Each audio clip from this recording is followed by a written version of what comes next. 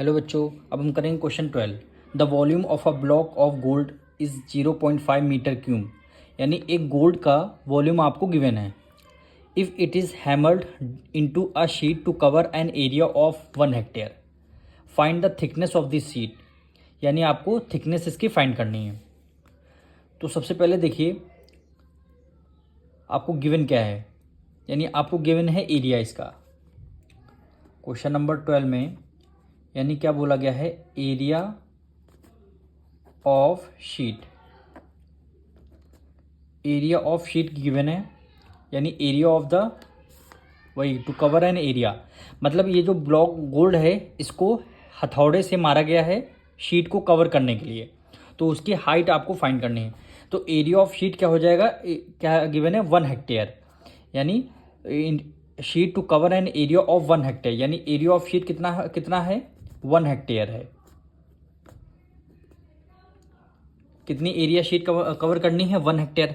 अच्छा, 1 हेक्टेयर में कितने मीटर स्क्वायर होते हैं, यानी 1 हेक्टेयर में 10,000 क्या होते हैं, 10,000 मीटर स्क्वायर होते हैं। ये आपको पता होना चाहिए। 1 hectare equal to 10,000 metre square. यानी फिर एरिया ऑफ शीट आपको पता लग गया कितना, एरिया ऑफ शीट कितना है 10,000 मीटर स्क्वायर है।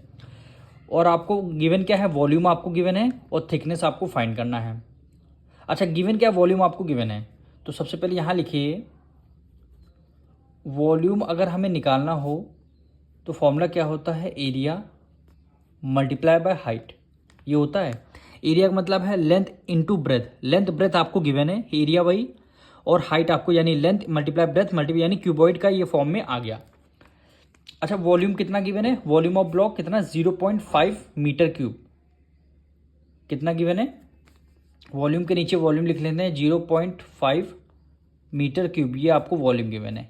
एरिया क्या गिवन है, area of sheet equal to 1 hectare. Question में बोला गया था area of sheet to cover an area 1 hectare, यानी एरिया ऑफ शीट कितना है, कितना था एरिया 1 हेक्टेयर।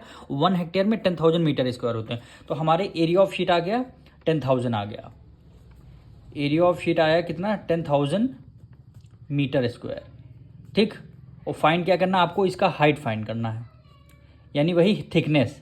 इसको और क्या बोलते हैं, थिकनेस। ये देखिए थिकनेस क्वेश्चन में गिवन है ना, थिकनेस आपको फाइंड करना है।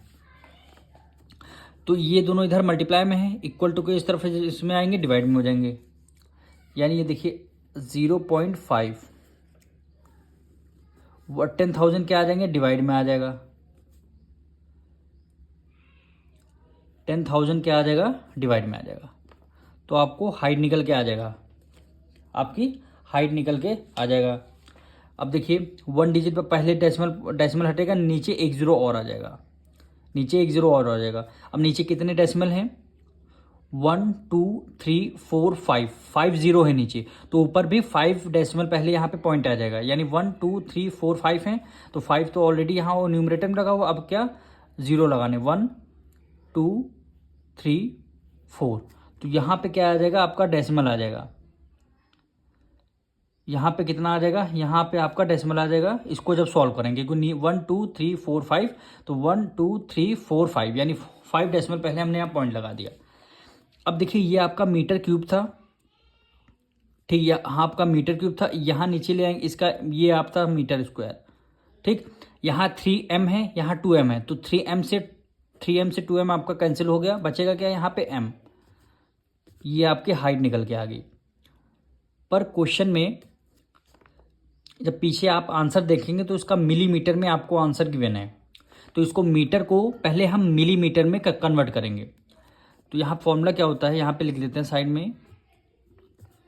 1 मीटर में कितने मिलीमीटर होते हैं, 1000 कितने 1000 मिलीमीटर होते हैं, ये आपको याद रखना। 1 मीटर में 1000 मिलीमीटर होते हैं। तो जो आंसर आपका मीटर में आया है इसको 1000 से मल्टीप्लाई कर देंगे तो हमारा आंसर मिलीमीटर में आ जाएगा। देखिए कैसे, 0 पॉइंट कितने जीरो है, 1 2 3 4, 1 2 3 4, ये आपका 5 आ गया। मल्टीप्लाई पर 1000 कर देंगे, 1000 से मल्टीप्लाई कर देंगे तो आपका हाइट आ जाएगा। अब यहाँ पे ऊपर कितने 1 2 3 4 5 डेसिमल है, डेसिमल हटते ही नीचे 5 जीरो आ जाएंगे, 1 2 3 4 5, ठीक। अब 3 जीरो हैं, 3 जीरो से ये 3 जीरो आपके कैंसिल हो गए, 3 जीरो से 3 जीरो कैंसिल हो गए। अब बचेगा क्या ऊपर दो न्यूमरेटर में 2 जीरो बचा तो 2 डिजिट पहले यहाँ पे डेसिमल आ जाएगा, यानी 0.05 मिलीमीटर। यही आपकी हाइट हो जाएगी। हाइट मतलब क्या है? थिकनेस, क्वेश्चन में फाइंड करनी थी। थिकनेस का मतलब क्या है? हाइट है। और यही क्या हो जाएगा? हमारा आंसर हो जाएगा। मिलेंगे नेक्स्ट वीडियो में।